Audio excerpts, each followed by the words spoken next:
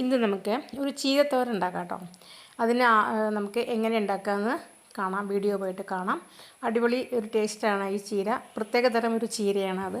എല്ലാവരും എന്താണ് പല ദിക്കിലും പേര് പറയാമെന്നറിയില്ല. ഞാനിവിടെ പറയുന്ന പേര് ഓമച്ചീര എന്നാണ്. അപ്പോൾ ഈ ഓമച്ചീര എങ്ങനെ ഇരിക്കും ഈ ചീര, ഇതാണ് ഓമച്ചീര. ഇതിപ്പോൾ എങ്ങനെ ഉണ്ടാക്കാമെന്ന് നമുക്ക് നോക്കാം. ആദ്യം ഇതിന് കട്ട് കളയാൻ വേണ്ടിയിട്ട് ആദ്യം നമുക്കിതിനെ കുനുകുനാ അരിയണം കേട്ടോ.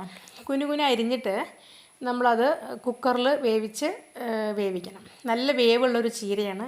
സാധാരണത്തെ ചീര പോലെയല്ല. ചില നാട്ടിലതിന് ഷുഗർ ചീര എന്ന് പറയും, പല പേരിലാണ് അറിയപ്പെടുന്നത്.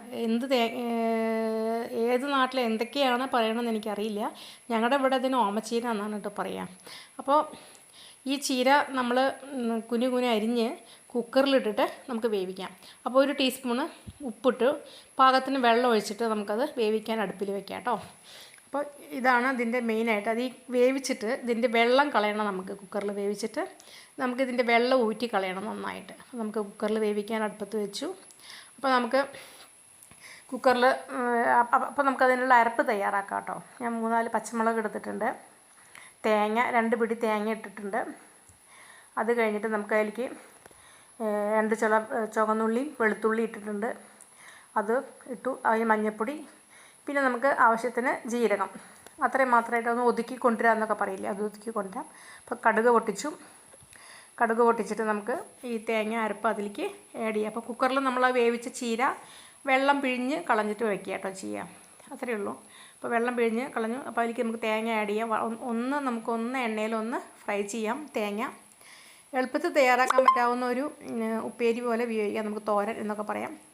അപ്പോൾ അത് നമുക്ക് എണ്ണയിലൊന്ന് ഫ്രൈ ചെയ്തെടുക്കാം നമുക്കത്. അപ്പോൾ എണ്ണയിലൊന്ന് ഫ്രൈ ചെയ്തു. ഇനി നമുക്കതിലേക്ക് ഈ ചീര കഴുകി വേവിച്ച് വെള്ളം കളഞ്ഞിട്ട് അതിൻ്റെ കട്ടെന്ന് പറയും, കട്ടൊക്കെ കളഞ്ഞിട്ട് നമുക്കതിലേക്ക് ആഡ് ചെയ്യാം കേട്ടോ. അപ്പോൾ നമ്മുടെ അങ്ങനെ ചീരത്തോരൻ റെഡിയായി. ഇത്രയേ ഉള്ളൂ പണി, എളുപ്പത്തിൽ തയ്യാറാക്കാൻ പറ്റും. അപ്പോൾ ചോറിനും ഇത് മാത്രം കൂട്ടിയിട്ട് നമുക്ക് ഊണ് കഴിക്കാം. തേരും ചോറും ഉണ്ടെങ്കിൽ നമുക്കത് ഊണ് കഴിക്കാം കേട്ടോ. അപ്പോൾ എല്ലാവരും ഒന്ന് വീട്ടിൽ ട്രൈ ചെയ്ത് ഉണ്ടാക്കി നോക്കുക.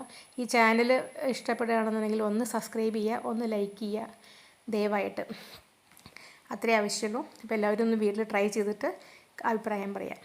അപ്പോൾ ഇനി നെക്സ്റ്റ് വീഡിയോ ആയിട്ട് വീണ്ടും വരാം. Okay, by.